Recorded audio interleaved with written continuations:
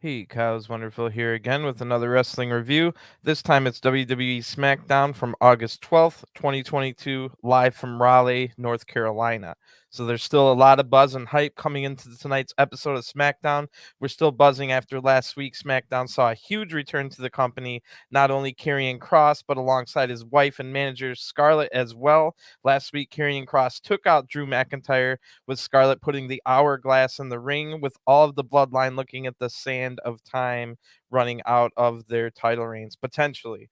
So really good debut there. Shocking that they would interact with four of the top stars in the company right away. So that's a pretty cool thing to happen. There's definitely a buzz that there might be even more returns on the way tonight. We'll just have to wait and see. If we end up getting any returns tonight. I'll talk about the rumors if we get to that point or at the end of the review. We're also very interesting segment last week on SmackDown where the crowd completely turned on Liv Morgan, the SmackDown Women's Champion. I thought it was hilarious because I've never quite been a big fan of Liv. They all chanted "You tapped out" and gave Liv a hard time. So we'll see if that happens again. That was in South Carolina. We're in North Carolina now. But let's just get right into this week's episode. We start this week with that new music from Raquel Rodriguez. I wasn't even sure who was coming out, who seems to be adored by the crowd tonight. The crowd's really getting behind Raquel Rodriguez after last week. She dominated the gauntlet match, eliminating about 5 people in a row. So to me, I just had to watch Raquel destroy the entire women's division with ease back to back to back. So that's not something I usually cheer for. I don't cheer for the superheroes or whatever, but the crowd is really cheering for Raquel at the start of this SmackDown here. So this will be a first round match in the women's tag team title tournament to crown a brand new tag team champions, and Aliyah will be Raquel Rodriguez's partner. Aliyah comes out next. This is a team I created in my WWE 2K universe mode about 3 months ago. It just made sense to me to team these two together, and the Triple H or whoever made the decision also thought the same thing. A team I didn't put together, a little bit more thrown together. There is their opponents, Xia Li and Shotzi, who come out next. They wait for each other on the entrance ramp and actually come out together. So they looked more like a team coming into this one. But we saw last week, there is one thing hanging over when someone dominates an entire division like that. Raquel Rodriguez easily beat all 3 other women in this match with ease last week. On Raw, we saw the start of the tournament with Dakota Kai and Io Sky making it through to the semifinals already by defeating Tamina and Dana Brooke. And the other SmackDown team in this tournament is Natalya and Sonya Deville, who will take on a random pairing of NXT people, Zoe Stark and Nikita Lyons, who we do get to hear a little promo from in a backstage promo, probably taped in NXT later on in the show. That match will happen next week. Anyway, this match starts now, and Shotzi almost wins the match right away with raking the eyes, then getting a roll up that Raquel is barely able to kick out. Now Natalya and Sonya Deville are already ringside to watch this match, and Raquel tags in Aliyah, then throws Aliyah into Shotzi. Aliyah jumps off the apron onto Xia Li as we go to a commercial break. When we come back, Xia Li's in control and in the ring against Aliyah. Aliyah looks like she's been isolated with quick tags and stuff during the break. Shotzi and Aliyah hit a nasty double team now. Shotzi and Xia Li hit a nasty double team that spikes Aliyah hard on her head, but Raquel is able to come in and make sure the match isn't over with. Aliyah now counters a vertical suplex and tags in Raquel, and then Xia Li distracts Raquel so that Shotzi can hit a Hurricane Rana. That only gets a 2 count. Xia Li now tags in, and they've been working well together, her and Shotzi. They try to double team Raquel here, but Aliyah takes out Shotzi by running into her with a spear. Then Raquel hits the Tejano bomb on Xia Li for the 1-2-3, or maybe it was on. Sorry, I might have got that mixed up, but Raquel just easily hits the Tejano bomb here for the 1-2-3. The winners of this match, Raquel Rodriguez and Aliyah. So decent match here. It wasn't too short. Could have been a little bit longer.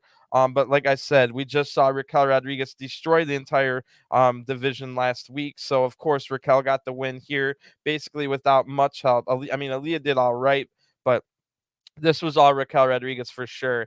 Natalya and Sonya Deville might take them on in the semifinals, but they're going to have to get past the random NXT team of Nikita Lyons and Zoe Stark next week on SmackDown. So the winner of that match will take on Raquel Rodriguez and Aliyah in the semifinals. On the Raw side of the bracket, we've already got Zoe's Io Sky and Dakota Kai waiting in the semifinals, probably going to have to take on Alexa Bliss and on Asuka, who have Doudrop and Nikki ASH as opponents. So one of those is going to join the rest of them. We'll see. We're halfway through the first round. Next week we'll finish the first round on both Raw and SmackDown, and we'll find out who's in the semifinals.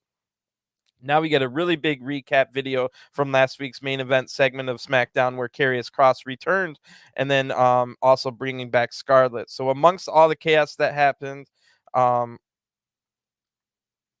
I don't know what I wrote there, but this is Karrion Kross in the back, and he's talking, and he said, and this is Karrion Kross talking, and he says, amongst all the chaos, something that's exactly what happened.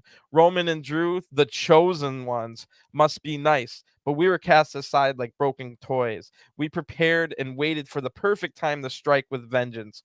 Everyone knows the bloodline, but now pay attention to the new timeline. In the end, everyone pays their toll.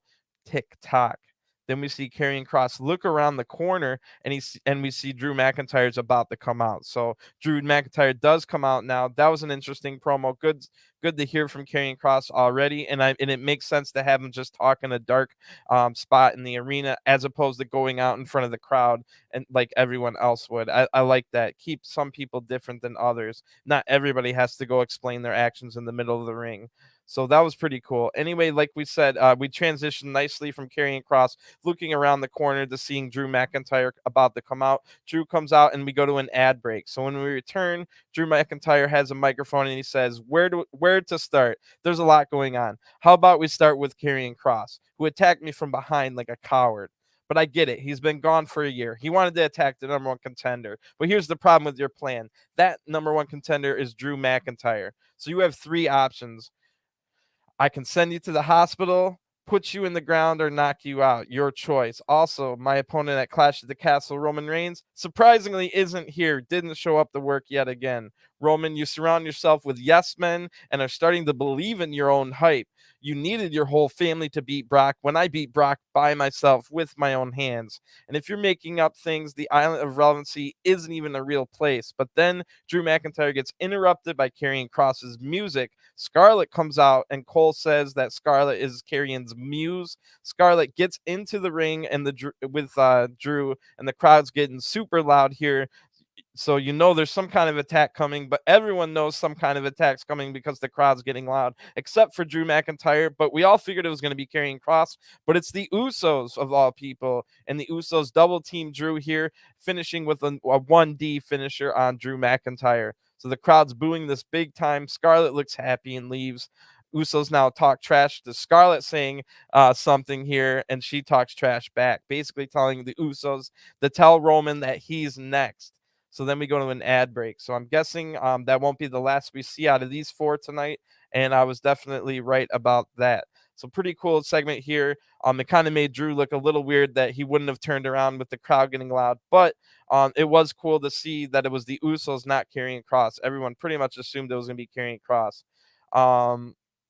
Otherwise, this was a fine promo. He threatened death, which is always interesting, but by saying you put him in the ground. But we'll get back to these guys later. But now, awesome. When we come back, we now get a video explaining the history of the Intercontinental title, just like we were seeing on Raw for the U.S. title, reminding people that these titles should matter and used to matter, and they should matter again. So this one was great, all about the Intercontinental title. We see all kinds of highlights from HBK, Bret Hart, The Rock, Stone Cold, all kinds of other people. Eventually, it tunes into showing Shinsuke and Gunther, who are definitely both worthy of the title. I mean, both have held the title, but worthy of bringing prestige back to it. And that will be our main event match tonight, Shinsuke against Gunther for the Intercontinental title. But I love that they showed a little highlight video here, just like they did for the U.S. title on Raw.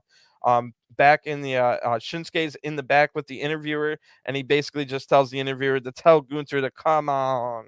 So this should be an epic match. Hopefully it's the main event, and it is. This is our main event tonight. We'll get to that later. But now, really weird segment next as the Viking Raiders come out, and it's going to be Ivar accompanied by Eric. I'm assuming it'll be another singles tag match against Kofi Kingston. But before they can even get off of the entrance ramp, Kofi Kingston comes from behind with a kendo stick. He takes out Ivar real quick, and then he tries to take out Eric, but then they're able to use their Viking shields to block these kendo stick attacks. The numbers game catches up, and they take out Kofi. Ivar leaps off the barricade to splash onto Kofi with his near 300 pounds as we go to an ad break. So, wow, with with Kofi in big trouble here, the Viking Raiders just leave. So I don't know if we're gonna have that singles match or not, but you never know. But no, that's the last we ever see of the Viking Raiders or the New Day tonight. Kofi just he tried a sneak attack here, but forgot that they had Viking shields, so they were able to shield the attacks and take them out with the numbers game. Hopefully Xavier Woods can come back and help Kofi soon. I wonder what happened to the Jinder Mahal Shanky alliance that they had. Apparently, Jinder Mahal and Shanky, once they got destroyed by the Viking Raiders in about 45 seconds, apparently never wanted anything to do with the Viking Raiders ever again, which also means they were never on TV ever again either. So go figure that.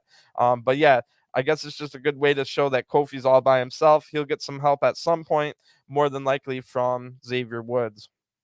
When we come back from the ad break now, we see Sami Zayn again about to knock on the Bloodline door. Well, it says Roman Reigns on the door, but Drew already told us he's not here. And yeah, Roman Reigns is not here for this SmackDown. But the Usos come out after Sami Zayn knocks on the door, and Sami says, "I thought about it. Everything you said last week was true." And then all of a sudden, Drew McIntyre comes out of nowhere, beating up the Usos from behind, and Sami just kind of ran away. You never saw Sami Zayn again. He avoided getting beat up, but he did not help the Usos either. We'll be back on that later before I break it down or give my opinions. We'll have more about that a little bit later. But in the ring now are two people I've never seen before. Their names are Brandon Scott and Trevor Irvine. And Pat is talking about them pooping their pants, which, I mean, isn't that funny. That's kind of weird. Anyway, the big return that was in the rumors today happens next. So against these two jobbers, we've now got the Hit Row music hits.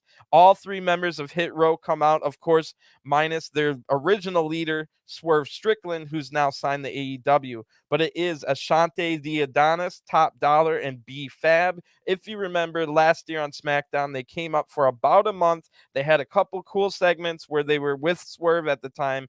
All four got released, starting with B Fab, and then the other three got released. So all the rumors that came out earlier today are true. Hit Row is back on SmackDown. They probably never, ever, ever should have been fired after only 1 month of coming to SmackDown. So this is a good redemption story. I know Top Dollar has created a lot of buzz on social media. Some people don't like his style. I think he's kind of funny, and he's just he stirs the drink and he gets people talking, and he's good at that. He's got great charisma as well and a big size to him. So Top Dollar probably will be the leader going forward without Swerve Strickland. Ashante the Adonis we've seen many times in WWE on 205 Live and NXT before this, and Ashante the Adonis is pretty good at wrestling, still kind of young and inexperienced, but if he can get some good experience with all the veterans they've got on the SmackDown roster, he could become someone as well. So we've just like that, we've added another tag team to the SmackDown division and another woman into the SmackDown women's division that desperately needs some more bodies. So it doesn't even matter if B-Fab's amazing right off the bat. She's got a good charisma as well. And the couple of matches I've seen her have weren't atrocious. So something to work with. Another Flair. They've got a cool gimmick where they write their own songs. And that's the Hit Row. It's like a record label type deal. So they're going forward, we're going to be seeing a lot of segments where they're like in the studio producing songs. You might get songs. Maybe they'll start making like a kind of like Acclaim does on AEW and now with music videos and stuff like that, talking about their matches, which, I mean, sure, people are going to say, oh, that's a ripoff, but Hit Row was doing it for a while now, and it's going to be good backstage segments where they're in the recording booth making songs and stuff like that. So this is a good idea to bring Hit Row back, just for the very fact that it was really bad they got screwed over by getting called up to the main roster for 1 month and then being released last year. So even if this doesn't work out, I like the fact that Hit Row can get a second chance because of the fact, like I said, they were kind of screwed over. They might have just moved houses or something like that, been moved into a new house for 2 weeks and thought they were going to have some big bucks coming into their bank accounts, then just get fired out of nowhere. So it's good that they got their second chance here. It's unfortunate that it's not going to have Swerve Strickland as the leader now, but that'll force either Top Dollar, who I think will take over as the leader, or Ashante the Adonis to step up their game. And they've probably been thinking over things they've wanted to do. They've probably been wanting to make a wrestling return, and now they probably thought up a few things they want to do. Anyway, we're going to have a quick match here. It's against these jobbers, Brandon Scott and Trevor Irvine, against Hit Row, Ashante the Adonis, and Top Dollar, accompanied by B-Fab. So this is really cool. Top Dollar starts the match out with by absolutely destroying Brandon Scott. Top Dollar is a big guy. He's not like going to be the most flashiest guy in the ring, but what he has is charisma and good body language, and he's just like he understands how wrestling works. So Top Dollar does that cool Mark Henry move where he like charges through the ropes by holding on and then going all the way through. Always looks good with a big guy. So Top Dollar does show that he has some good agility and stuff. Although I guess you wouldn't say Mark Henry has good agility. That was just a good Mark Henry move. Anyway, moving on. Ashante the Adonis now comes in. He hits a few moves, tags in back Top Dollar, and then they hit their double team finisher with Top Dollar picking up. Oh wait, no. First Top Dollar picks up both men at the same time, slamming them down. The same move that we saw us take at WrestleMania, tore the what was it, the quad straight off the bone of Rick Boogs. So I was immediately like, oh no, don't get injured here on your first match back. But nope, now they hit the double team finisher. It's a drop kick side slam combo for the 1-2-3. Your winners of this match by pinfall, Hit Row, who make their return. Nice. This is good stuff. Unfortunately, they're not already in the none of these guys are already in the 2K game, so I'm gonna have to go find 3 quick community creations to add them to my universe mode. Like everyone else we've been bringing back was already in the game. I just didn't have them in my universe mode because they had been released and stuff. So B-Fab gets starts a little promo at the end here and says, "Did you miss us? Allow us to reintroduce ourselves." So we are Hit Row just basically all do the introductions for themselves. I didn't write down every single word because it was a lot all at once, but B-Fab started it out. Then they all said their little catchphrases and rhymed and had good flow with their introductions. They look like a big deal. I'm sure there's going to be a lot of people that remember. Oh, they might not have ever thought of Hit Row ever since that 1 month they were on SmackDown last year, but maybe some people were like, oh yeah, I remember Hit Row. They were pretty cool. I was wondering what happened to them. So I'm sure that this is going to be a good thing right off the bat. We'll see if it turns into a good thing, maybe a great thing, maybe it's bad and they get released after a year or two, but at least it wasn't after a month and they can finally get a chance. Anyway, we get a really nice tribute to Judo Gene LaBelle, who sadly just passed away. He was at a fairly advanced age because he was one of the pioneers of both pro wrestling and MMA, having trained people like Roddy Piper and Ronda Rousey, also having helped train pro wrestlers in the past like Gene Kiniski and Carl Gotch, people that have gone on to train numerous. The influence of Judo Gene LaBelle can be seen to this very day in 2022 in UFC, WWE, New Japan, and pretty much everywhere else that has pro wrestling or MMA in it. So good shout out to Judo Gene LaBelle here, who basically has been a pioneer of everything we watch from WWE to UFC to New Japan Pro Wrestling, all of it. So great stuff there. Now we see a recap of Shayna Baszler winning the gauntlet match last week, and she will have a contract signing for her SmackDown Women's title match next after a break with Liv Morgan. They'll be fighting at Clash at the Castle for the Liv Morgan SmackDown Women's title. So this should be interesting. Like I was saying earlier, the South Carolina crowd last week was giving Liv a hard time. Now let's see if the North Carolina crowd gives Liv another hard time tonight. So Shayna is a clear heel coming out now, or like when they do come out, Shayna's a clear heel who won the gauntlet thanks to only being the last one there. And we already saw the crowd absolutely loved Raquel after she beat about 5 or 6 women in a row last week in that gauntlet match. So the crowd's not really going to be, if they loved Raquel that much for what she did in the gauntlet match, that means they're automatically not going to like Shayna Baszler, who swooped in the end and just easily won it. So that might be something for Liv, but we find out it's not just Shayna Baszler who will be out here. So that changes everything,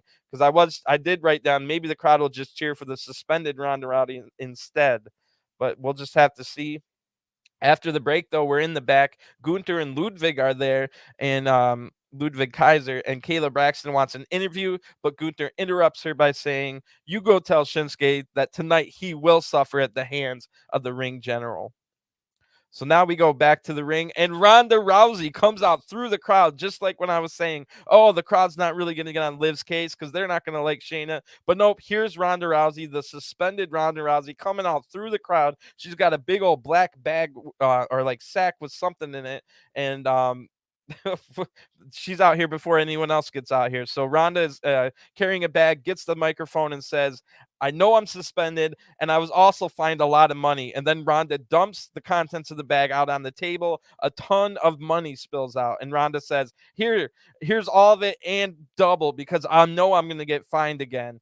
Oh, now you want to send security out for me right when I was about to leave? All I was doing was paying my fine. Well, we'll see how that works out for you. Ronda then throws the security guard down with a hard judo throw and is about to snap his arm, but Ronda thinks better of it. I think one of the security guards must have mentioned something to her like, "Man, you're just going to be suspended for like a whole year. Don't do it." So Ronda thinks better of it. She leaves, escorted by security. Then Shayna Baszler comes out and passes by Ronda Rousey. Shayna tells her friend here, "That's not how it works. You have to play by the rules, Ronda." And Ronda says, "What happened to you? You used to be a killer."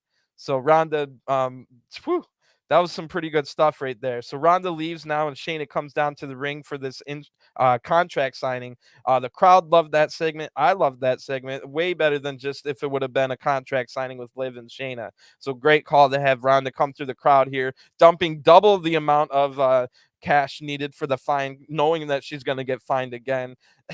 That's really funny. So I like what they've been doing with Ronda ever since Triple H took over.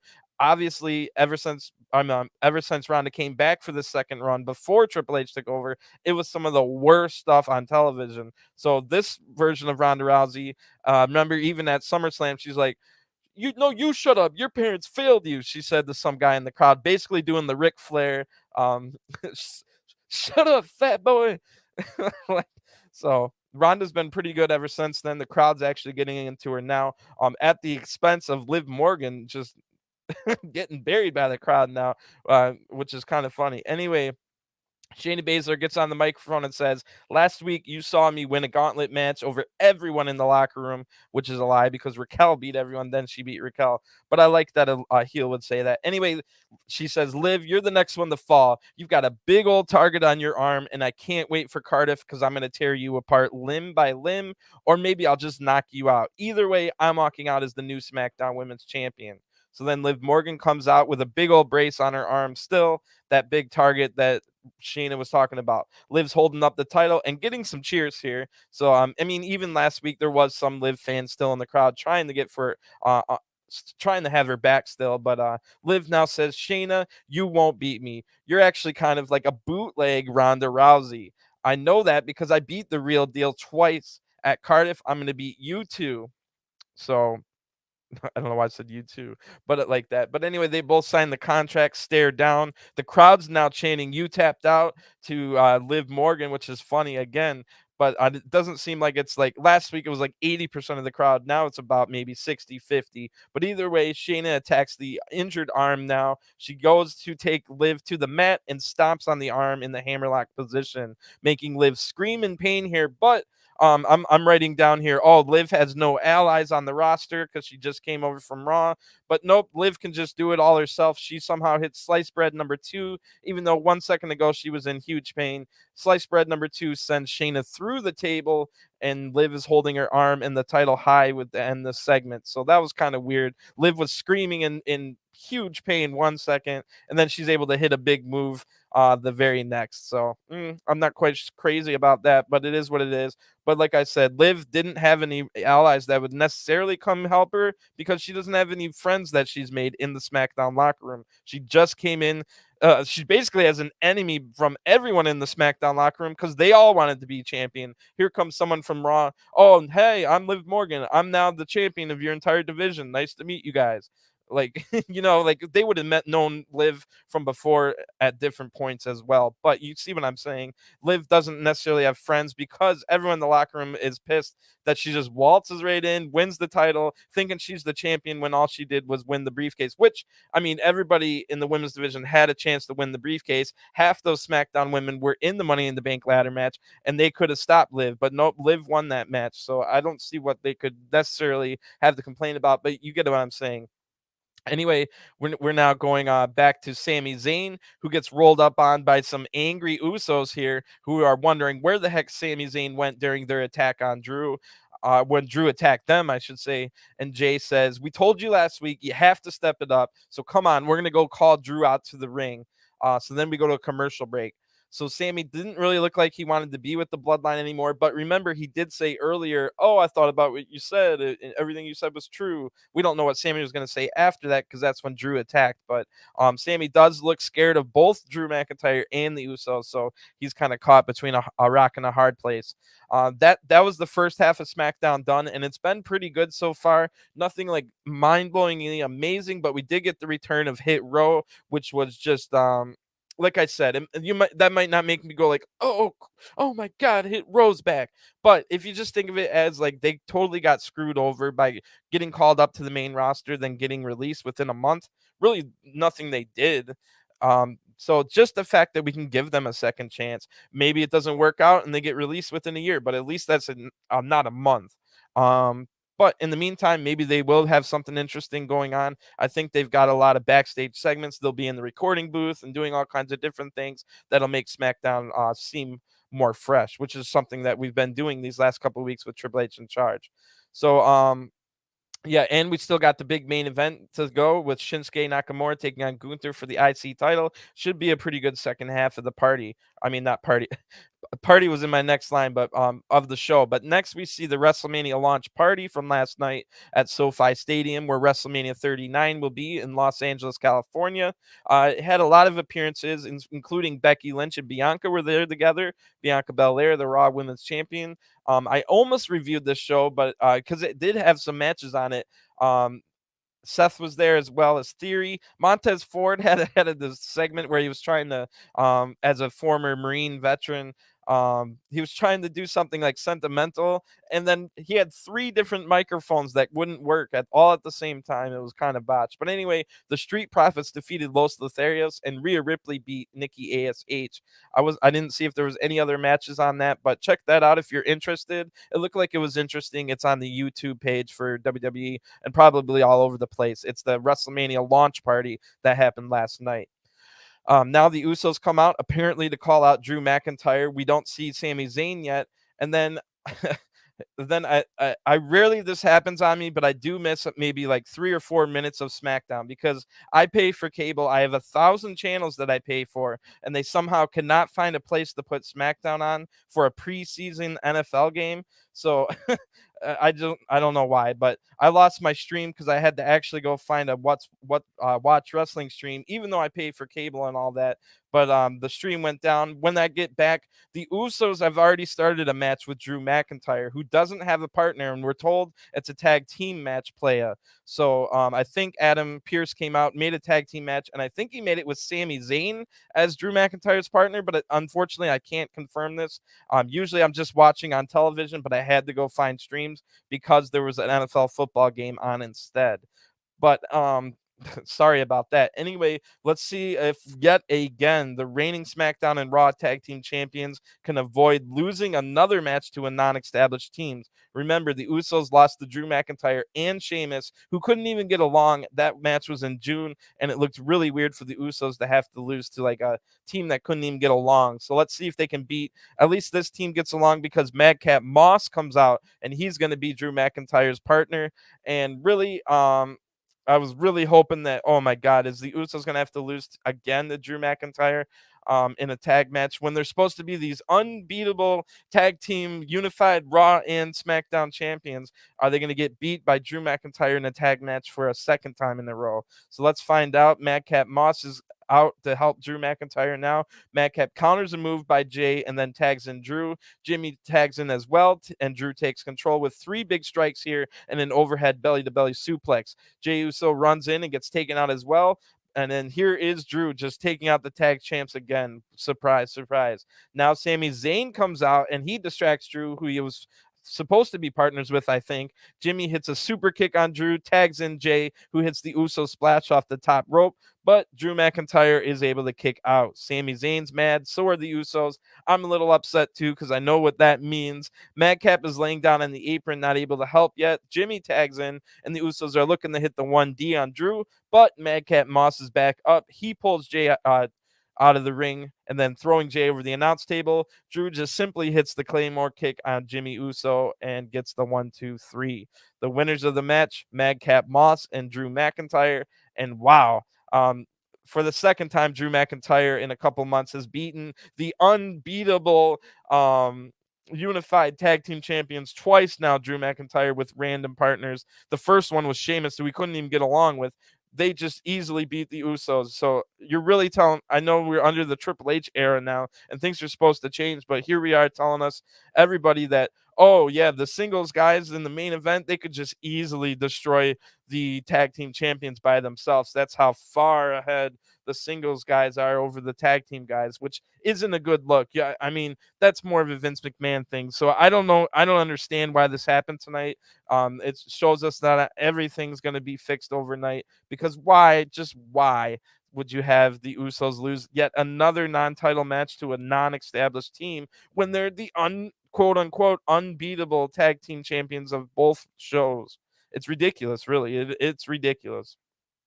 And it just makes me not like Drew McIntyre even more. I don't know. I mean, maybe some people are going to cheer like, oh, Drew McIntyre is so good. He can beat the Usos.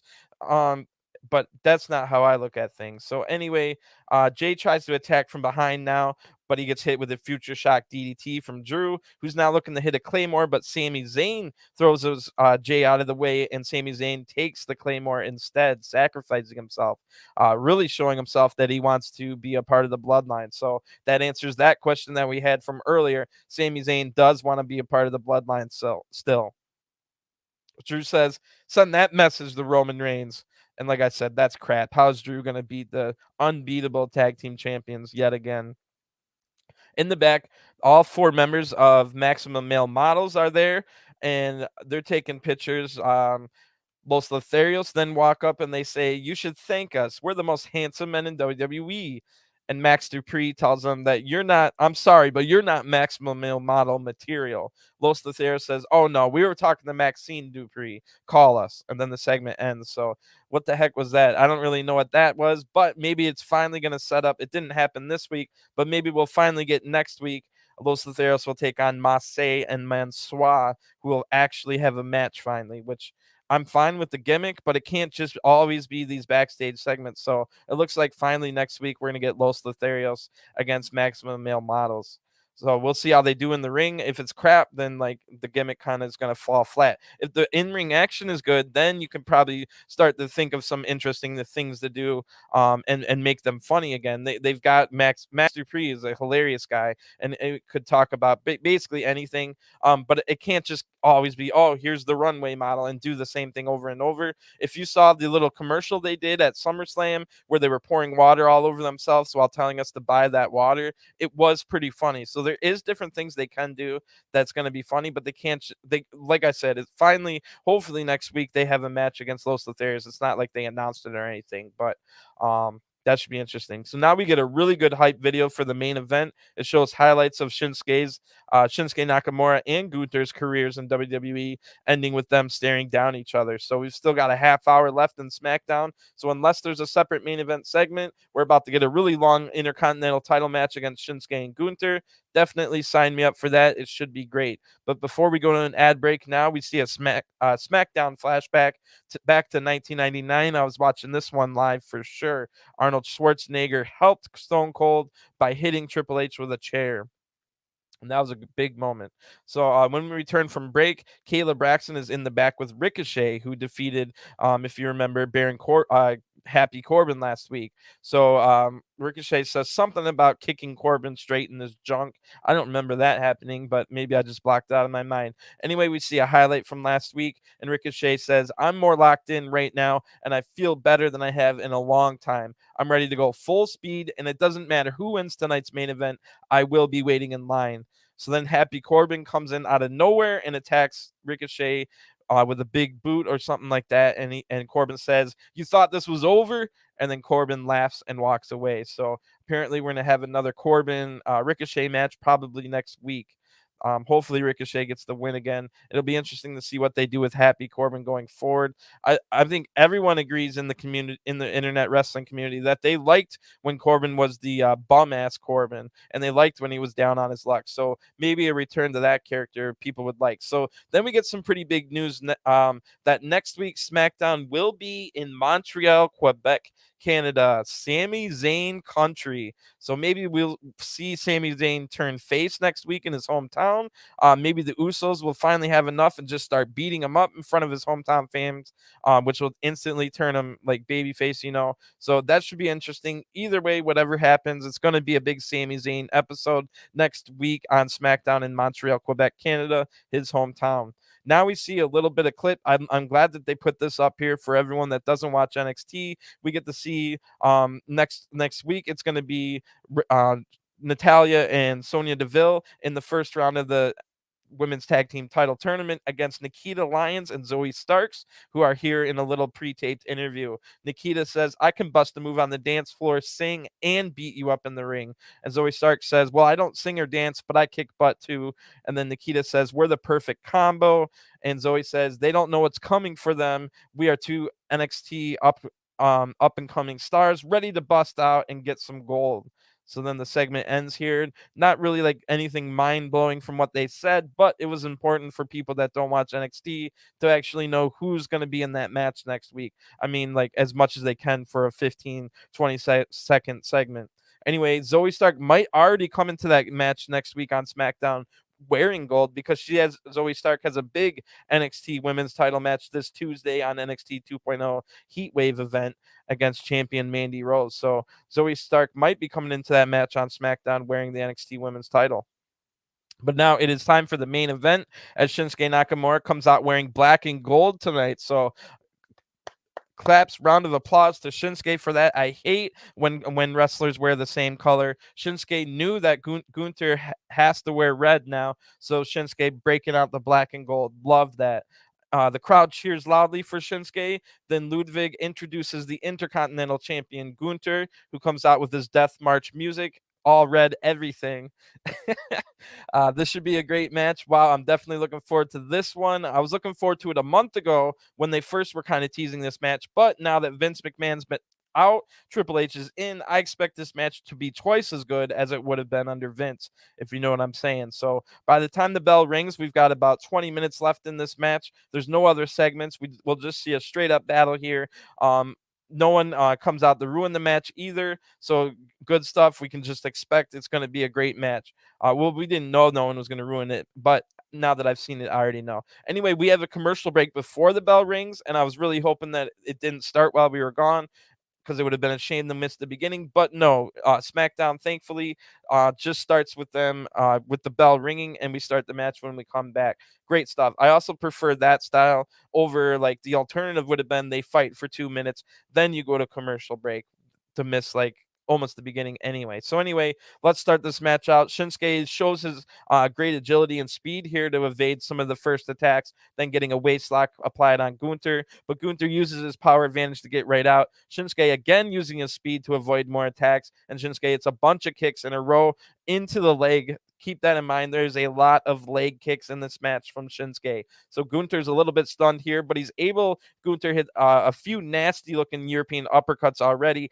and one of those loud chops to take control for Gunther, who now applies a Boston Crab on Shinsuke in the middle of the ring. Gunther transitions it into an STF, but Shinsuke is able to get to the ropes. When they get back up, a striking exchange breaks out. Shinsuke moves back to the leg kicks after a couple forearms. Then Shinsuke counters an arm, like lariat or something, into an arm bar. Gunther is able to get out. Now Shinsuke rolls him up for a 2 count. After that, kicking Gunther again in the leg hard. Shinsuke blocks a chop here and again has another striking combo. Now focusing on Gunther's arm a little bit, where he applied that armbar on with some nasty kicks to the arm. Gunther kicks out at 2 after this, has a lot of fight left in him, but does have a little bit damaged arm and leg going forward now. Gunther now hits a nasty chop and Shinsuke in the corner, and then applies a hold on in the corner, but Gunther has to break so he doesn't get DQ'd. Shinsuke then falls out of the ring in pain after this as we go to the last ad break of the night, and there's about 10 minutes left when we get back. With Gunther still in control, they're kind of fighting here who will walk out with the Intercontinental title. Gunther's able to duck under an attack here and hit a German suplex, but Gunther is holding his arm in pain now. He isn't able to lift Shinsuke off the mat, and the crowd is all 100% cheering for Nakamura, chanting his name. So Gunther goes to the top rope for a splash, but Shinsuke counters it into another armbar. Gunther is able to eventually lift Shinsuke up off the mat, but the arm lock is still applied.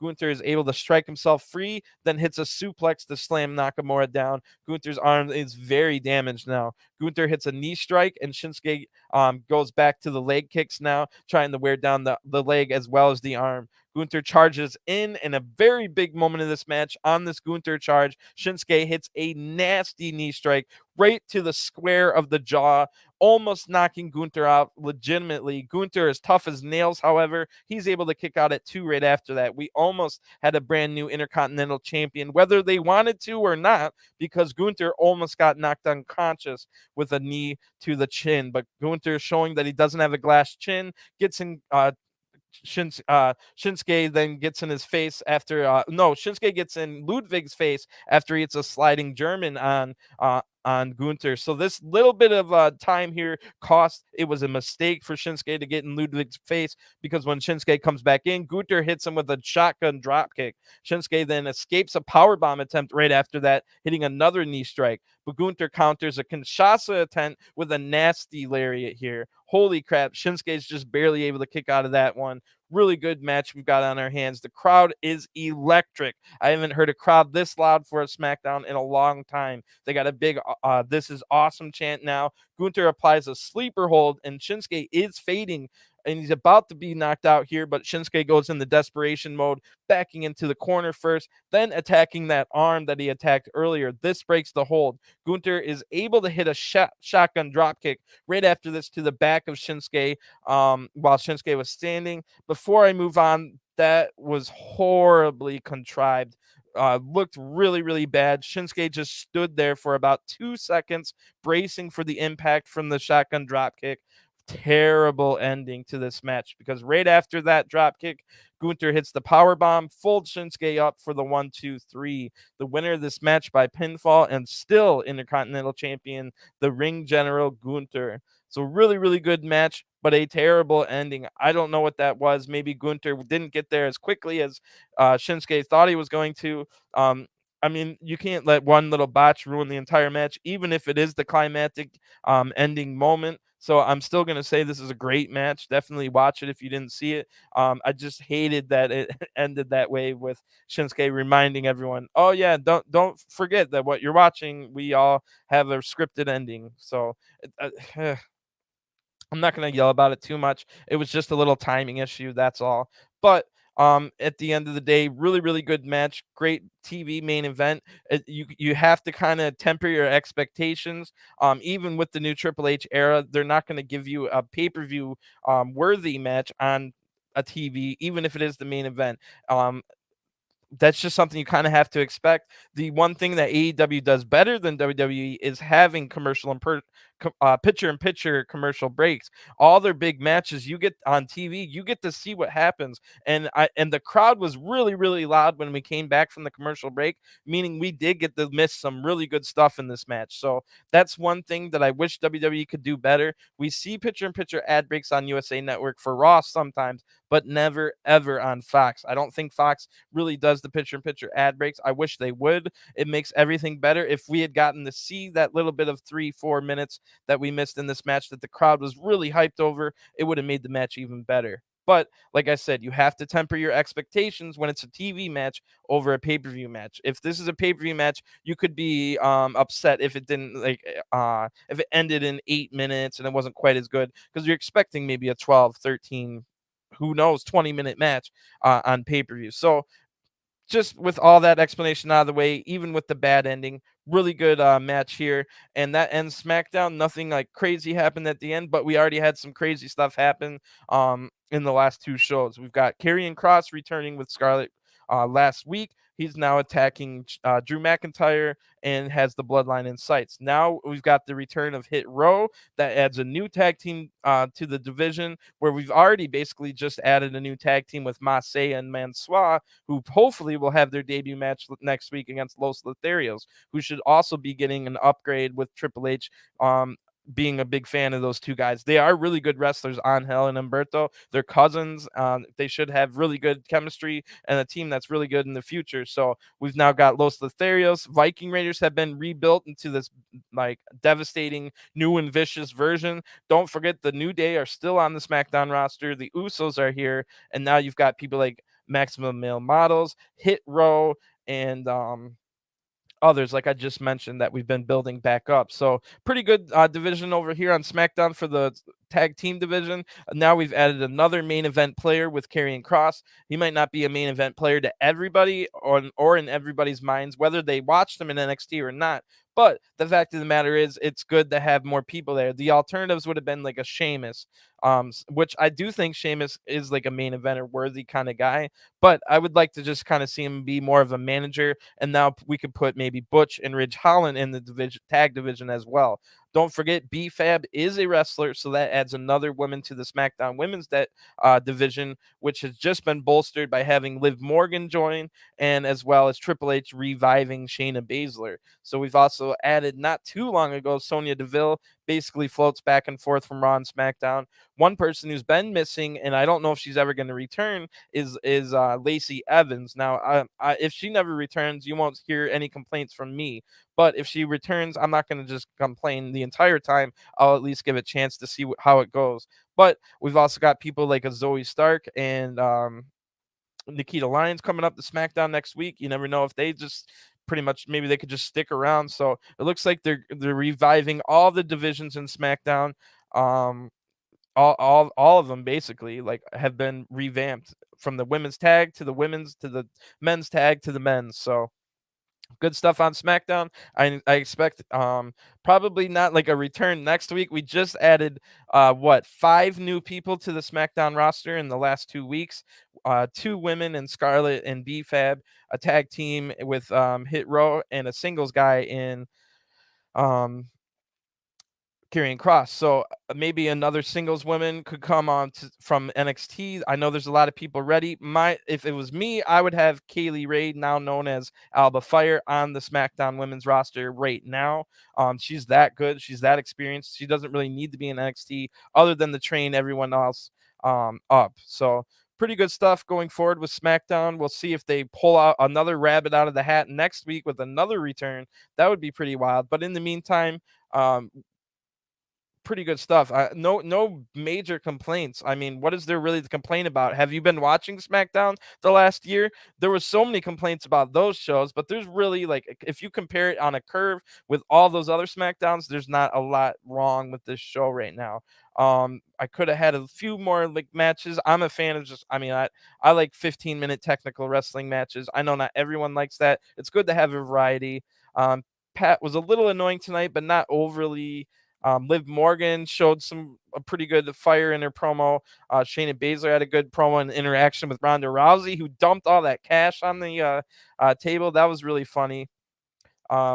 Yeah, the Hit Row debut, I think that was pretty good. They hyped up the Intercontinental title with the video package, just like they were with the U.S. title on Raw. We saw Kofi try to attack the Viking Raiders, but they were able to use their shields to avoid the kendo stick shot. So overall, some pretty good stuff tonight. The good promo. I like that Karrion Kross did his promo in the dark in the back of the arena instead of in front of the crowd.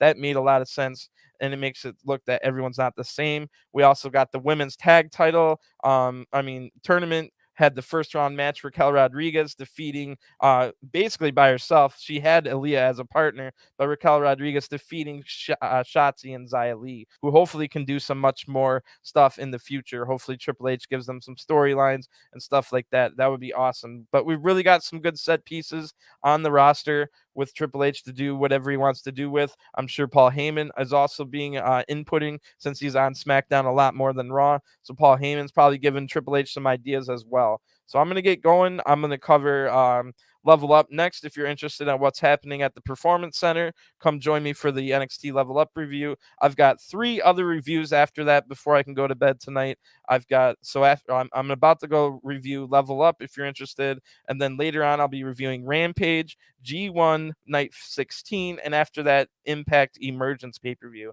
So I don't know if I can get all that done before I pass out, but I'm going to try and get all 5 of these reviews up tonight, and 1 down, 4 to go. So thanks for tuning in. I hope you guys enjoyed it, and I hope to see you guys again soon. Enjoy your weekend.